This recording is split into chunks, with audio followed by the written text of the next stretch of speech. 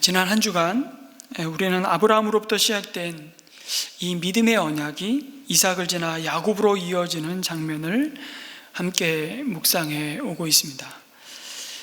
여러분, 야곱의 인생은 하나님이 아브라함에게 하신 약속, 무엇이죠? 내가 너로 큰 민족이 되게 하시겠다.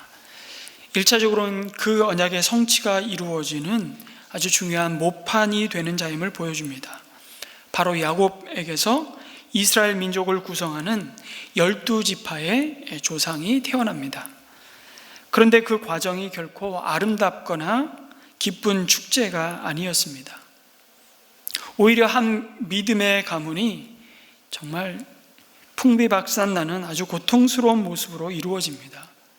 쌍둥이 동생인 야곱이 어머니 리브가와 작당을 하고 아버지 이삭을 속이고 형 에서가 받을 축복을 가로챕니다. 그리고 장자의 명분을 취하죠.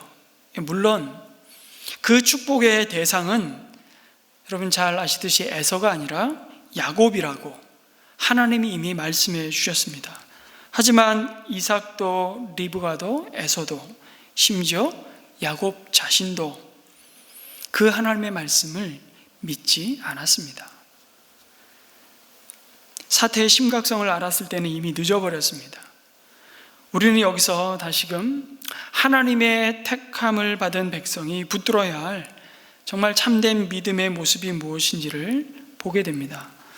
여러분, 오늘 읽은 말씀에 등장하는 이 야곱이라는 인물을 생각할 때마다 여러분 어떤 이미지가 제일 먼저 떠오르십니까?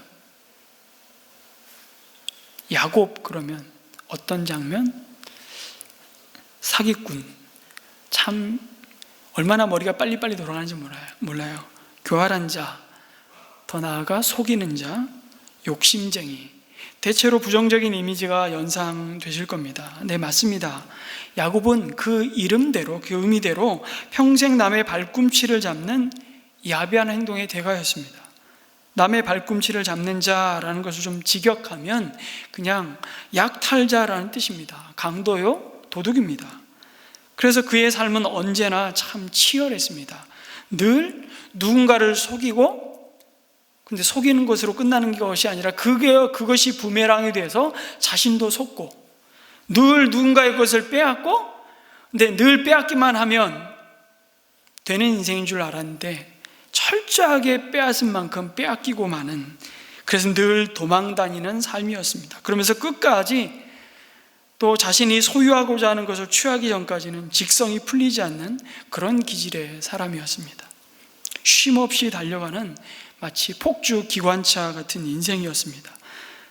나중에 야곱이 가나안 땅에 기근이 덮쳐서 애굽으로 피난을 하였습니다. 정말 인생 말년에.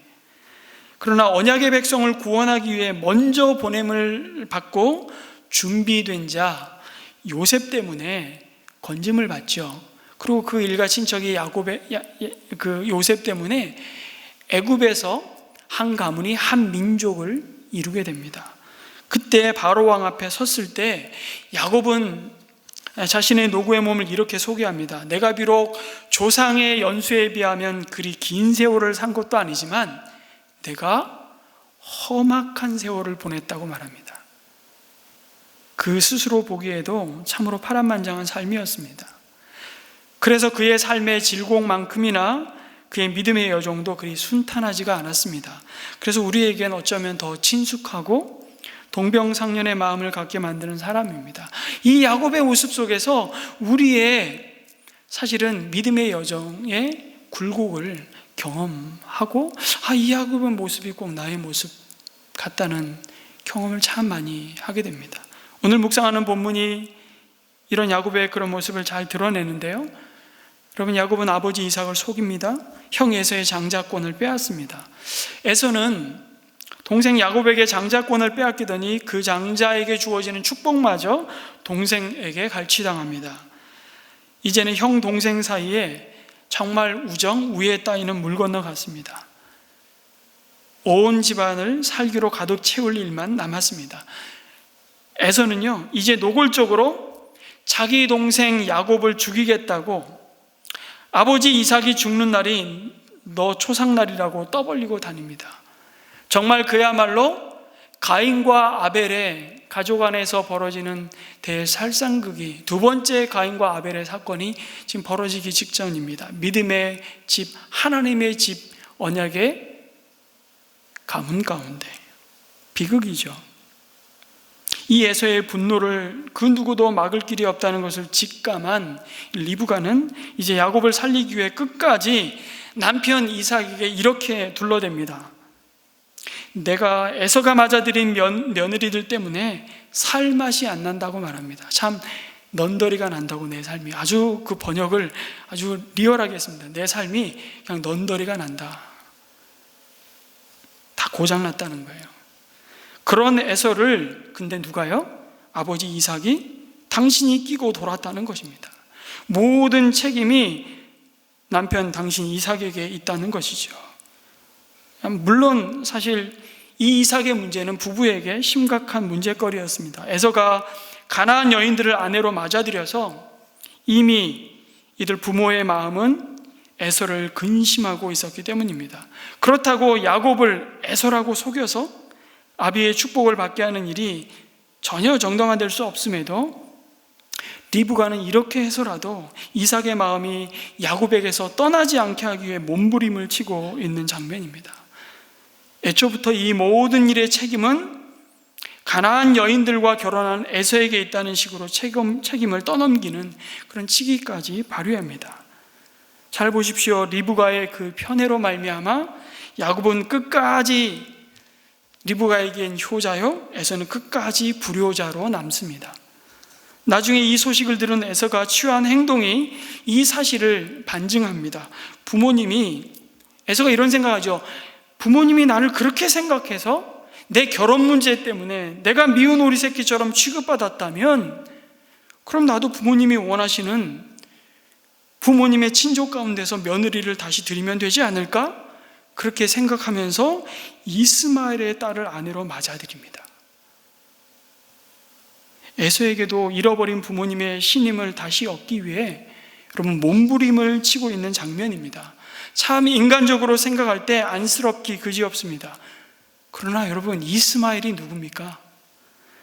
자기 아버지 이삭과 평생을 장자의 자리를 놓고 신경전을 벌였던 사람입니다. 애초부터 이스마엘이 친족이었고 그 친족 가운데 며느리를 드리라는 것이 이삭의 정말 마음이었으면 진작에 얘기했겠죠. 이스마엘에게서 내 며느리감을 찾아라, 너의 신부감을 찾아라, 멀리 갈 곳 없다. 근데 그런 말 하지 않지 않습니까? 이삭은요, 자신의 의지와 상관없이 평생을 이스마엘과 거리를 둘 수밖에 없는 관계였습니다. 그런데 이것을 헤아리지 못하고 그 집안의 딸을 며느리로 맞아들이는 결혼을 했음에도 이 에서의 노력은요, 참 애처롭기까지 합니다. 물론 에서의 문제는 이런 노력이 없었기 때문이 아니었습니다. 에서에게는 결정적인 하나님의 약속이 그 중심의 그 마음 가운데 없었습니다. 하나님의 말씀 약속이 없으니까 자기 스스로 자신의 삶을 세워보겠다고 자기 소견에 옳은 대로 행하고 있는 장면입니다. 하나님의 약속이 없기 때문에 내가 먼저 내 인생을 책임지고 내가 주도적으로 내 인생을 이끌어가지 않으면 늘 두렵고 불안하고 조급함으로 살 수밖에 없는 것이 에서의 삶이었습니다. 그 에서의 모습이 이미 어디서 나타납니까? 사냥을 하다 실패하고 정말 허기진 배를 움켜쥐고 장막으로 돌아왔는데 마침 야곱이 붉은 죽을 만들었고 에서는 어서 나로 그 죽을 먹게 하라고 당당히 요구합니다. 아니, 명령하죠. 이때다 싶어 야곱은 형의 장자권을 나에게 팔으라고. 그게 어디 야곱이 에서가 서로 주고받을 수 있는 권한이었습니까? 여러분, 에서의 대답이 더 기가 막힙니다. 지금 배가 고파 죽겠는데 지금 그 장자의 명분이 뭐가 중요하냐고 말하면서 이 에서의 태도에 대해서 하나님은 맏아들의 권리를 가볍게 여겼다고 책망합니다. 하나님이 주신 것을 우습게 여긴 것, 그것이 에서가 얼마나 하나님 앞에서 믿음과 상관없는 약속의 말씀을 버리고 영적 분별력 없이 그의 인생을 그냥 자기가 원하는 대로 달려가고 있는지를 보여줍니다.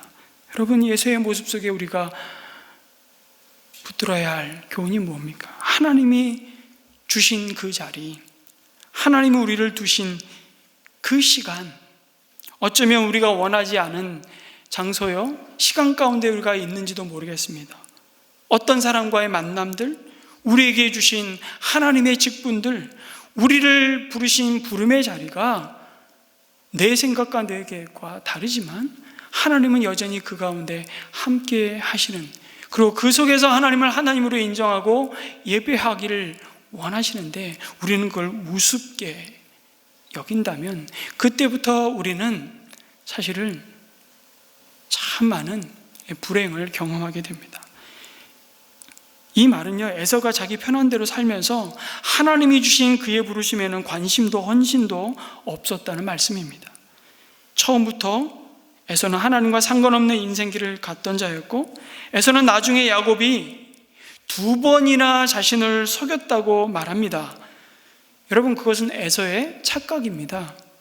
장자의 명분은 거래할 수 있는 것도 아니지만 혈통으로 주어진 것이 아님을 하나님 말씀하셨고 하나님만이 주신 것입니다. 에서는 장자의 혈통을 주장하지만 하나님은 혈통을 초월해서 선택하신다는 사실을 미처 누구도 인정하지도 않고 몰랐던 것이죠. 그러나 여러분, 그랬기 때문에 하나님이 에서를 버리신 것은 아닙니다. 하나님이 선택하지 않은 에서의 삶이 그의 불순종과 망령된 삶으로 지금 드러나고 있을 뿐입니다. 리브가는 그것이 늘 마음에 사실은 걸림돌이었던 것입니다. 자, 그렇다면 여러분, 야곱은 정말 훌륭한 아들이었을까요? 정말 믿음의 사람이었을까요? 그래서 그가 형을 대신해 장자의 고난과 축복을 받을 수 있었습니까? 아닙니다. 아니면 속여서라도 장자권과 그 하나님의 축복권을 빼앗고 아버지 이삭으로부터 정말 축복의 기도를 받기만 하면 이제 돌이킬 수 없이 그 복은 야곱에게 주어져야만 하는 것이기에 그토록 야곱이 집착했던 것일까요? 천만의 말씀입니다. 여러분, 여기서 우리가 야곱이 받은 축복에 대해서 잘 생각해 봐야 됩니다. 이삭은요, 하나님의 복을 여러분 축복할 수는 있지만 그 복을 줄 수 있는 자는 아니었습니다. 그런데 모든 가족들이 마치 이삭이 그 복을 주는 자인 것처럼 목매달고 있는 모습을 이 과정에서 보게 됩니다. 언뜻 보면 이삭의 축복이 곧 복을 보장하는 것처럼 본문이 읽혀지는 것이 우리의 착각입니다. 이삭이 야곱을 축복하고요, 그리고 나서 바로 에서가 자신도 사냥한 고기를 취해서 음식을 만들어서 야곱이 축복하고 나가자마자 아버지 이삭에게 들어오죠. 그런데 야곱이 그 모든 자기가 받을 그 마땅한 권리를 다 훔쳐간 것을 알고 경악을 합니다. 그 마음에 분노가 치밀어 오릅니다. 그럼에도 불구하고 에서가 어떻게 하죠? 아버지 이삭에게 나에게도 축복하기를 요청합니다. 그러나 이삭은 에서에게 축복이 아니라 거의 책망과 저주에 가까운 탄식을 쏟아놓습니다. 창세기 27장 39절에서 40절 한번 말씀을 보면 이렇게 되어 있습니다. 내가 살 곳은 땅이 기름지지 않고 하늘에서 이슬도 내리지 않는 곳이다. 너는 칼을 의지하고 살 것이며 너의 아우를 섬길 것이다. 그러나 애써 힘을 기르면 너는 그가, 야곱이죠, 내 목에 씌운 멍에를 부술 것이다. 이게 무슨 축복입니까? 이 탄식 소리를 듣고 에서가 그의 마음에 야곱을 죽이기로 결정하는 것입니다. 아버지 이삭의 마음을 돌이킬 수 없다는 것을 알았기 때문이죠. 에서의 입장에서 방법은 딱 하나밖에 없는 겁니다. 자기가 야곱을 죽여야만 동생을 향한 아버지의 마음을 빼앗아 올 수 있다고 생각한 겁니다. 또한 이렇게 복수를 해서라도 나의 원한을 풀지 않으면 나는 그야말로 사는 게 사는 것이 아니라고 생각한 것이죠. 이처럼 야곱도 에서도 아버지 이삭에게서 받을 축복에 목을 맵니다. 그래서 우리는 정말 누가 축복하느냐에 너무 우리의 마음을 기울이고 그것이 중요하다고 생각합니다. 그러면 참 재밌어요. 목회를 하다 보면 이런 경험 많이 합니다. 이왕 전도사님이 신방 오셔서 축복 기도하는 것보다 목사님이 오셔서 좀 기도해 주시면 더 좋겠고, 이왕 우리 목사님보다 우리 담임 목사가 한번 와서 축복해 주면 더 좋겠고, 제가 어떤 때는 신방을 갔는데요. 보통 거실에서 우리 이제 가정에서 보통 이제 이사를 하거나 입주를 하면 감사 예배를 드린 경험들이 참 많습니다. 우리 코로나 전에도 많이 이사 신방을 또 우리 평원지기들이 방문해서 같이 하나님이 주신 장막에 대한 감사와 함께 하나님이 주신 이 가정이 정말 복의 통로, 정말 하나님이 주시는 복을 누리는 풍성한 은혜의 가정으로 세워져 가기를 축복하면서 우리 예배드리죠. 근데 제가 신방을 한번 갔다가요, 꼭 안방으로 들어오셔야 된다는 거예요. 저는 그런 경험 처음이었습니다. 왜 안방으로 들어가야 될까요? 이분은 나름대로 축복의 자리라고 생각한 겁니다. 이게 전통적인 샤머니즘과 하나님이 주시는 복을 막 그냥 아직도 이게 정리가 안 되는, 하나님만이 복을 주시는 분이심을 정말 인격적으로 경험하고 만나지 못한 거예요. 그러니까 여러 가지가 지금 섞여 있는 거죠. 제가 그 믿음의 수준으로 그냥 내려가서 안방에서 예배 드렸습니다. 그게 본질적인 부분이 아니기 때문에 이런 경험들 많이 합니다. 지금 야곱도 에서도 심지어 리브가도 마치 이삭의 축복이 야곱의 삶의 복을 보장하는 것이 아님에도 그렇게 착각하고 있는, 하나님만이 복 주시는 분이심을 이삭의 가족들은 어느덧 다 잊어버렸고 믿고 있지 않았던 것입니다. 사실 이삭의 축복은요, 가만히 보면 실수를 금할 수 없는 정말 부주의한 행동이었습니다. 눈이 멀어 더 이상 형 동생을 구분할 수 없는 지경에서 자신이 평소에 그렇게도 사랑할 만큼 좋아했던 음식이나 실컷 먹고 포도주 한 잔 걸치고 알딸딸하는 기분으로, 자기 집안의 장자인데 그래도 아직 마음에는 썩 들지 않지만 이 집안을 믿음의 가문으로 세워갈 에서에게 마음껏 축복하려는 생각이었습니다. 여러분, 창세기 27장 3절 4절에 보면 이삭이 에서를 축복하려는데 나라는 말이 5번이나 나옵니다. 이 개역개정으로 읽겠습니다. 그러니 이제 너는 나를 생각해서 사냥할 때 쓰는 기구들 곧 화살통과 활을 메고 들로 나가서 사냥을 해다가 내가 좋아하는 별미를 만들어서 나에게 가져오너라. 내가 그것을 먹고 죽기 전에 너에게 마음껏 축복하겠다. 나를 생각해서라는 말은 나를 위해서라는 겁니다. 개역개정은 그렇게 되어 있습니다. 나를 위하여. 여러분, 이게 가장 큰 문제입니다. 축복의 주체가 누굽니까? 하나님입니다.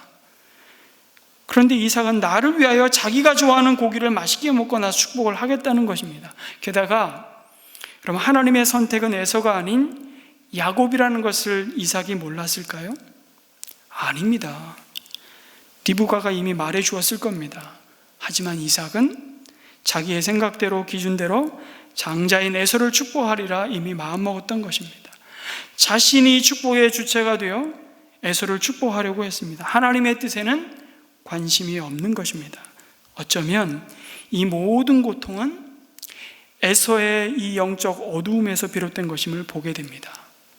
그래서 아브라함에게서 이삭에게로, 이삭에서 야곱에게로 전수되는 이 믿음의 언약과 유산이 전해지는 가장 중요한 창세기 27장을 시작하면서 1절에 첫 절에 뭐라고 말씀하냐면 이삭이 늙어서 눈이 어두워 잘 볼 수 없게 되는 어느 날이라는 말로 시작합니다.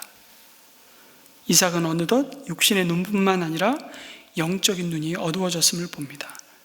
에서로 변장하고 찾아온 야곱에게 참 뭔가 이상하다고 낌새를 느끼면서 몇 번이나 묻습니다. 내가 누구냐? 내가 정말 에서가 맞냐?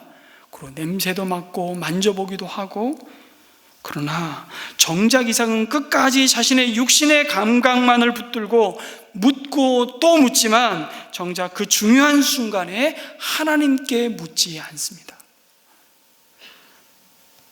하나님, 목소리는 분명 야곱의 목소리인데 손은 에서의 손입니다.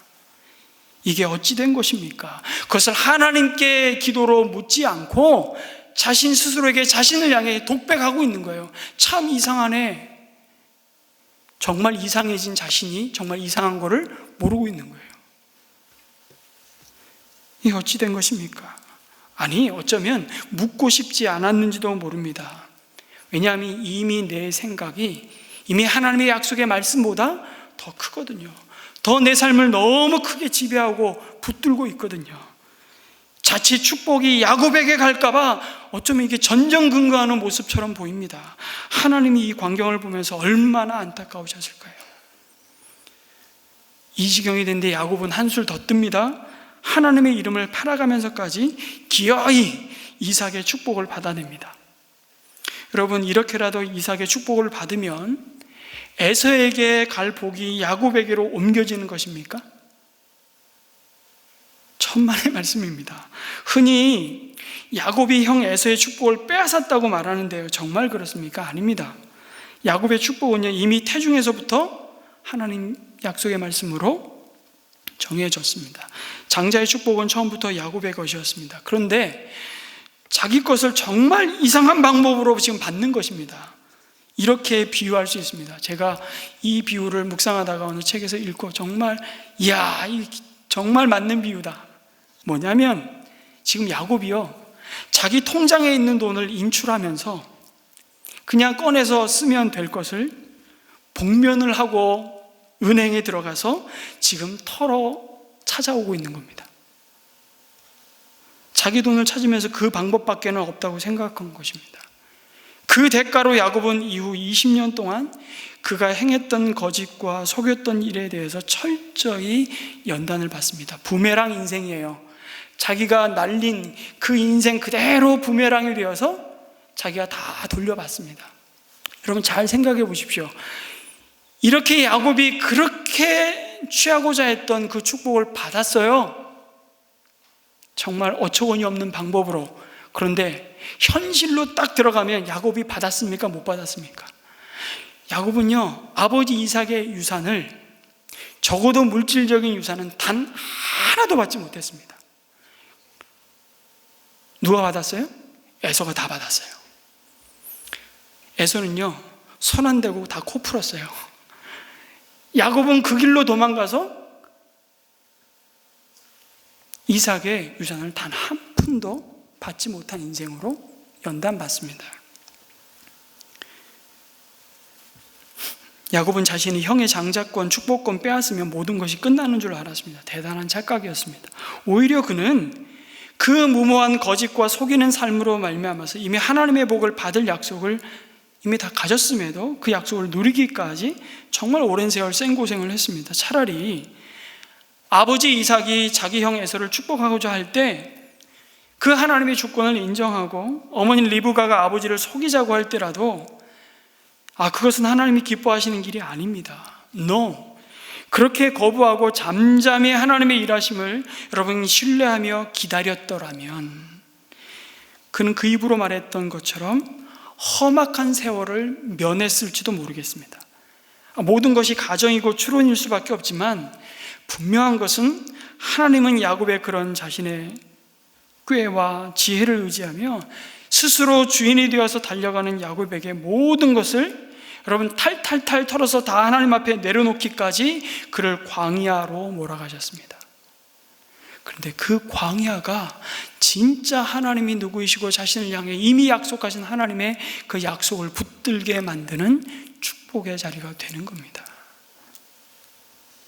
야곱이 자기가 받을 축복을 도적질하듯 빼앗는 이 말씀은요, 주의 백성이 하나님의 약속을 붙들지 않고 믿음이 없으면 얼마나 어리석은 짓을 선택을 할 수 있는지를 보여줍니다. 하나님이 결정하셨으면 하나님의 때에 야곱에게 축복하실 것입니다.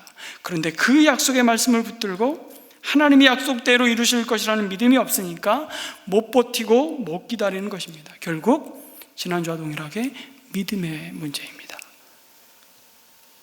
에서에게 갈 복이 이삭의 축복으로 말미암아 야곱에게 간 것이 아니라 이미 그의 출생과 함께 하나님은 큰 자가 작은 자를 섬기리라는 약속을 주셨습니다. 아브라함에게 주신 약속의 씨를 야곱을 통해 이어갈 것을 드러내셨습니다. 여러분, 왜 그렇게 하셨을까요? 왜 장자가 아니라 차자였을까요? 똑같은 질문을 창세기는 반복해서 하고 있습니다. 왜 아브라함이었을까요? 왜 엘리에셀이 아니라, 왜 이스마엘이 아니라 이삭이었을까요? 여러분, 나중에 야곱이 이스라엘의 12지파의 자식들을 다 낳습니다. 근데 자기가 사랑하지 않은 레아에게 낳은 첫 번째, 두 번째, 세 번째, 르벤, 시므온, 레위도 아니고 네 번째 유다를 통해서 언약의 자손이 이어집니다. 그리스도, 예수 그리스도는 유다의 혈통을 통해서 이 땅에 오십니다. 그것도 그 유다는 참 수치스러운 과정을 겪고서 그 믿음의 대를 잇죠. 자기 며느리 다말과 동침하고 쌍둥이를 낳아서 그 믿음의 대를 잇습니다. 성경은 그 수치스러움을, 부끄러움을 가리지 않아요. 그것이 인생이에요. 믿음 없이 행하는 그 모든 일에, 그것은 모두 하나님의 언약을 이루어가는 하나님의 사람들을 연단하시는 과정으로 탈탈탈 털어서 약속만 붙잡게 만드는 과정으로 다 사용하십니다. 여러분, 왜 그렇게 하셨을까요? 하나님의 언약의 자손을 이런 방식으로 주시겠다고 약속하셨을까요? 우린 모릅니다. 아니, 모른다라는 대답 대신에 성경은 그것이 하나님의 은혜요, 하나님의 주권이라고 말씀합니다. 로마서 9장 10절에서 16절, 긴 말씀이지만 중간 잠깐 생략하고 이렇게 말씀합니다. 리브가가 우리 조상 이삭 한 사람에게서 쌍둥이 아들을 수태하였는데 그들이 태어나기도 전에, 무슨 선이나 악을 행하기도 전에 택하심이라는 원리를 따라 세우신 하나님의 계획이 살아있게 하시려고, 또 이러한 일이 사람의 행위에 근거하는 것이 아니라 부르시는 분께 달려있음을 나타내시려고 하나님께서 리브가에게 말씀하시기를 형이 동생을 섬길 것이다 하셨습니다. 그러면 우리가 무엇이라고 말을 해야 하겠습니까? 하나님이 불공평하신 분이라는 말입니까? 그럴 수 없습니다. 하나님께서 모세에게 말씀하시기를 내가 긍휼히 여길 사람을 긍휼히 여기고 불쌍히 여길 사람을 불쌍히 여기겠다 하셨습니다. 그러므로 이게 결론입니다. 그것은 사람의 의지나 노력에 달려있는 것이 아니라 하나님의 자비에 달려 있습니다. 내가 누군 줄 알아? 이렇게 말하는 순간 우리는 하나님의 은혜를 다 잊어버리고 맙니다. 왜 이렇게 하셨을까요? 모르지만 한 가지 아는 것은 나로 하여금 자랑할 것이 하나도 없게 하시려고. 바울은 그 믿음을 가졌고 나의 나된 것이 평생 하나님의 은혜라는 말을 입에 늘 달고 살았고, 로마 교회 성도들에게 너희의 신분이나 처지나 형편에 상관없이 너희를 부르신 이 하나님의 부르심이 뭔 줄 알아? 너희의 자격, 기준이 아니라, 로마 시민권이 아니라 전적인 하나님의 자비였음을 잊지 말아라. 자랑하려거든 그리스도 십자가 은혜 밖에는 자랑할 것이 없다. 사람의 생각과 계획과 사람의 전통과 사람의 노력과 열심대로 되는 것이 아니라 하나님은 하나님의 생각과 계획 앞에 끊임없이 사람의 생각과 뜻을 내려놓게 하십니다. 그래서 이삭과 여러분 리브가가 쌍둥이 자식인 에서와 야곱을 향해 정말 말해야만, 가르쳐 줘야만 했던 사실이 뭐였을까요? 인간적으로 이해는 안 되지만 하나님의 이 약속을 붙들고 아마 에서에게는, 에서야, 너는 야곱보다 인간적인 능력이 탁월하고 내가 혈통으로는 장자이지만 하나님이 은혜 주시기로 작정한 사람은 내가 아니라 동생 야곱이다. 그러니까 너는 야곱을 통해 은혜를 받아야 한다는 것을 가르쳐 줘야만 했습니다. 정말 힘들었겠지만, 근데 이삭은 아마 에서에게 훨씬 끌렸던 것 같아요. 왜냐하면 이삭이 갖지 못했던 아주 용맹스럽고 아주 전투적인 남성다움을 에서는 가지고 있었어요. 이삭에게 그 또 장자이기도 했고, 그러니까 점점 애서면 충분하지 않냐, 애서만한 이 자식이 어딨냐, 하나님의 말씀이 점점 묻히는 겁니다. 리브가는 알죠. 자기가 몸속에 복중에 잉태했을 때 너무 힘들고 괴로우니까 하나님께 묻잖아요. 그때는 하나님 대답해 주셨어요. 그러니까 리브가는 아는 거예요. 그런데도 리브가도 그 약속을 기다리질 못하는 거예요.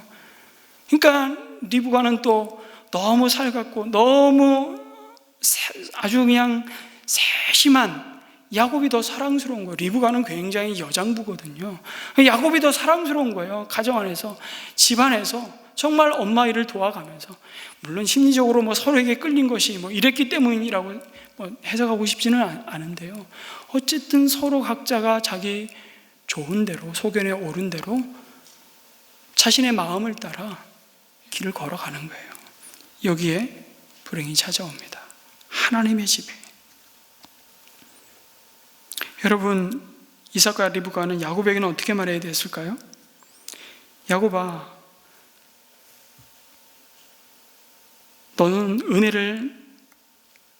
너는 하나님의 은총이 약속된 사람이다.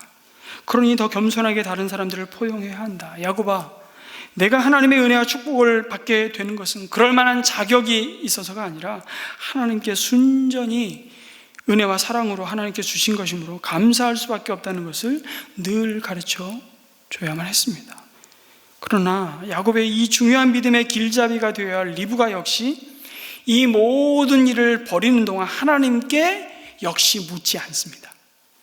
모든 속임수에 연출, 기획, 스폰서까지 리브가가 다 책임집니다.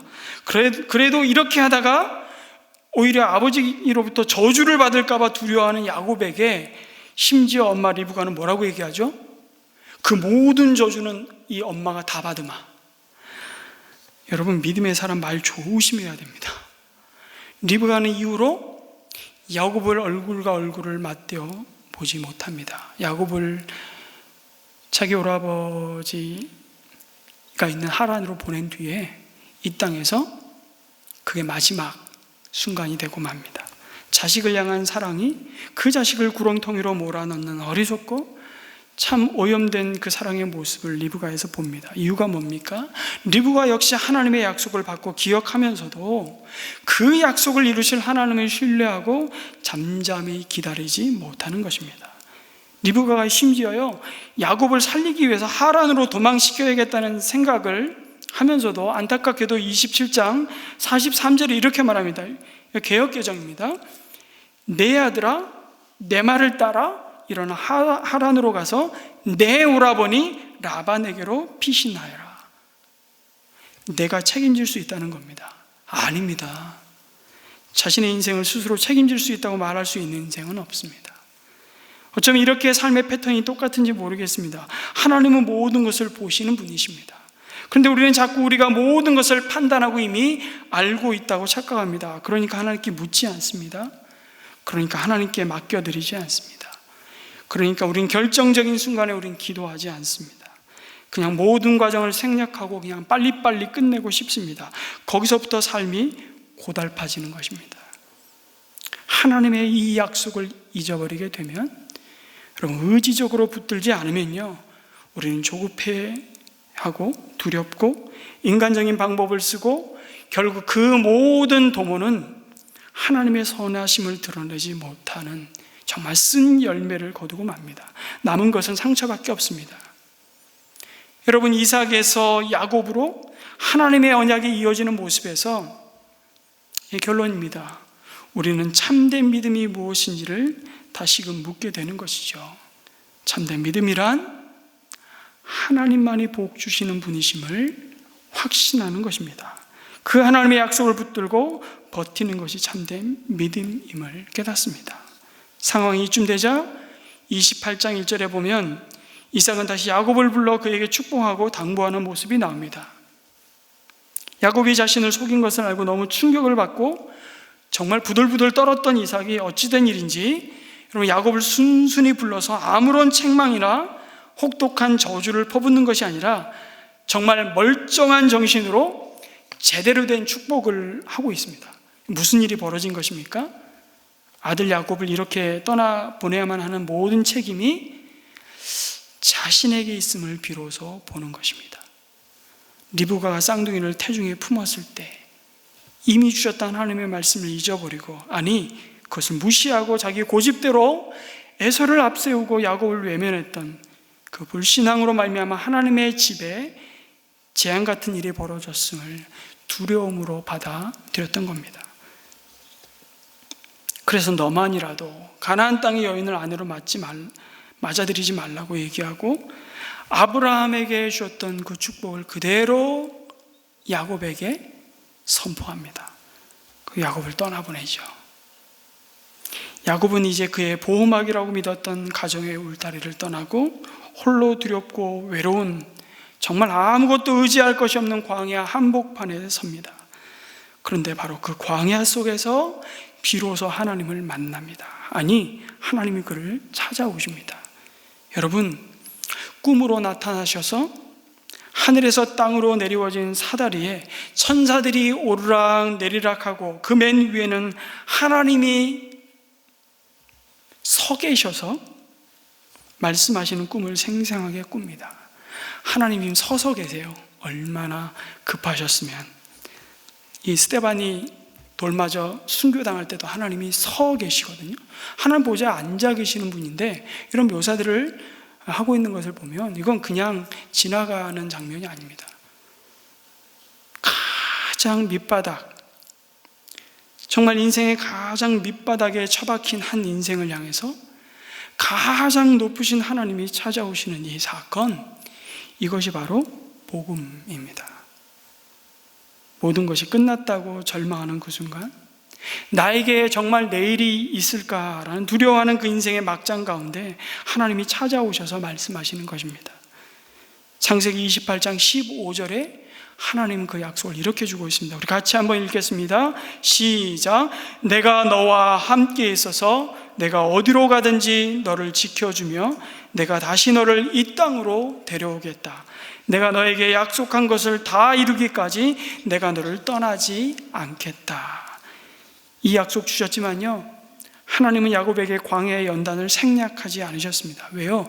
금방 교만해질 것을 아시기 때문에. 야곱이 하루아침에 싹 변화되면 얼마나 좋겠습니까만, 하나님은 야곱의 중심을 보셨습니다. 그리고 하나님은 우리의 동기를 아십니다. 내가 정말 나를 사랑하느냐? 내가 정말 나 아니면 살 수 없는 자인지, 내가 정말 나를 믿고 의지하는지를 하나님이 야곱의 그 험악한 세월 동안 계속 물으셨던 것입니다. 여러분, 이것이 어쩌면 이 세월이 야곱이 하나님께로부터 받은 축복입니다. 뭐가 축복이라고요? 야곱이 야곱에서 이스라엘로 바꿔가시는 이 과정 자체가 축복입니다. 여러분, 그래서 다음 주 설교 제목은 야곱에서 이스라엘로입니다. 여러분, 루스라는 땅을 베델이라는 이름으로 바꾸시는 하나님의 의도가 바로 이것입니다. 너는 참 어리석고 속이는 자요, 내 욕심 때문에 가정을 파탄시킨 자요, 이제는 내 목숨 하나 구하고자 도망가는 신세로 전락한 실패자이지만 바로 그곳에 내가 너와 함께 할 것이다. 내가 너를 지키는 자요, 다시금 너를 이 땅에 돌아오게 할 자임을 잊지 말라고 말씀하시는 것입니다. 내 인생을 책임질 자는 네가 아니라 바로 나야. 그렇게 말씀하시는 겁니다. 야곱에게 이 축복의 장소가 되었던 곳이 베델입니다. 베델의 뜻이 하나님의 집이라는 의미입니다. 야곱의 처지와 그가 도망자의 신세로 딱딱한 돌베개를 의지하고 취한, 여러분, 그 잠자리가 하나님의 집이라고 불리는 곳이라면 여러분, 너무 역설적이지 않습니까? 지금 그 땅은 야곱에게 전혀 위로도 소망도 가져다 줄 수 없는 땅이었습니다. 야곱의 입장에서는 그저 어두운 밤이 되어서 더 이상 도망갈 길을 재촉할 수 없어 몸과 마음이 다 지쳐 마음 졸이며 멈춰섰던 두려운 땅일 수밖에 없습니다. 근데 그곳이 하나님의 집이라고요? 그런데 하나님 바로 그곳에서 야곱을 만나 주십니다.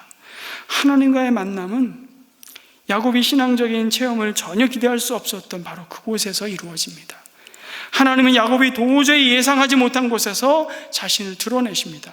인생의 가장 깊은 어두운 밤이었을 때, 그때 전혀 뜻밖의 장소에서 하나님은 야곱을 만나 주십니다. 바로 그것을 축복의 자리가 되게 하십니다. 본문 17절을 보면 야곱이 하나님을 만나고 나서 제일 처음 한 말이 두렵다입니다. 두렵다.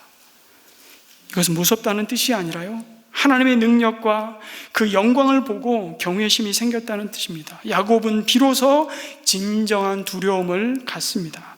그것은 지금까지 그가 가졌던 형 에서에 대한 두려움도 아니고 자신이 처한 환경과 미래에 대한 두려움도 아닌 거룩하신 하나님 앞에 선 죄인이 갖는 두려움이었습니다. 여러분, 우리 삶에서 하나님이 나와 전혀 상관없을 거라고 생각하는 바로 그 시간, 그 공간에 하나님이 이미 여기 계시다는 사실을 알게 되는 순간 우리가 경험하는 것이 두려움입니다. 왜요? 내가 지금까지 하나님을 있는 둥 마는 둥 그림자처럼 무시하면서 살았다는 것을 깨닫는 순간이기 때문입니다. 그러나 그것이 정말 복된 두려움입니다. 이것이 우리로 하여금 하나님의 은혜 안에서 살게 하고 하나님이 함께 하심으로 누리는 복된 두려움으로 살게 하기 때문이죠. 그 두려움이 가져온 변화가 야곱을 하나님 앞에 참된 예배자로 서게 만듭니다. 그리고 그 예배는 하나님 앞에 자신의 삶을 드리는 참된 헌신으로 나아가게 만듭니다. 그래서 야곱이 드디어 처음으로 이삭의 하나님이 아니라 나의 하나님이라고 고백하며 하나님께 서원을 합니다. 근데 서원의 내용도 잘 보세요. 마치 하나님하고 거래하는 것 같아요. 하나님 이렇게 나 해주시면 나 하나님 앞에 11조 드리고 나 하나님 앞에 이곳에 성전을 세우겠다. 하나님이 성전에 계시라고 하셔서 성전에 계실 수 있는 분이에요?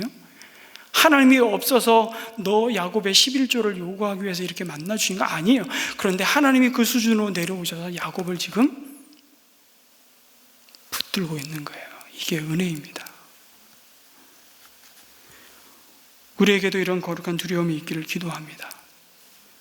야곱은 베델에서 하나님이 나와 함께 있으며 하나님만이 나에게 복 주시는 유일한 분이심을 고백하면서 비로소 예배자로 엎드립니다.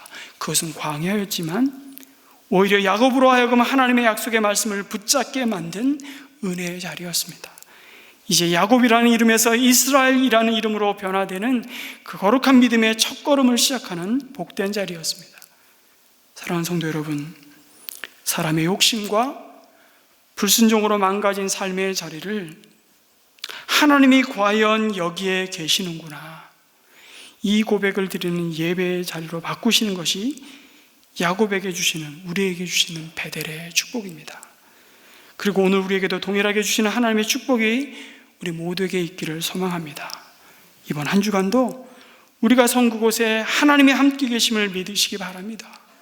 그것이 비록 내가 병으로 쓰러져 정말 기약 없는 치료를 이어가는 자리이든, 파산에서 주저앉아 신음하는 자리이든, 누군가가 나의 대적으로 아주 고통스러운 시간을 지나가고 있는 자리이든, 참 모든 사람이 나를 이상한 사람으로 바라보고 내가 속한 공동체에서도 내가 받아들여지지 않는다고 느껴지는 그 광야의 자리일지라도 그곳이, 그때가 나 혼자가 아니라는 사실을 주님께서 분명히 이곳에 나와 함께 계시는 이 주님의 약속의 말씀을 붙잡고 그곳에서 예배하는 저와 여러분이 되시기를 주님의 이름으로 축원합니다. 아멘.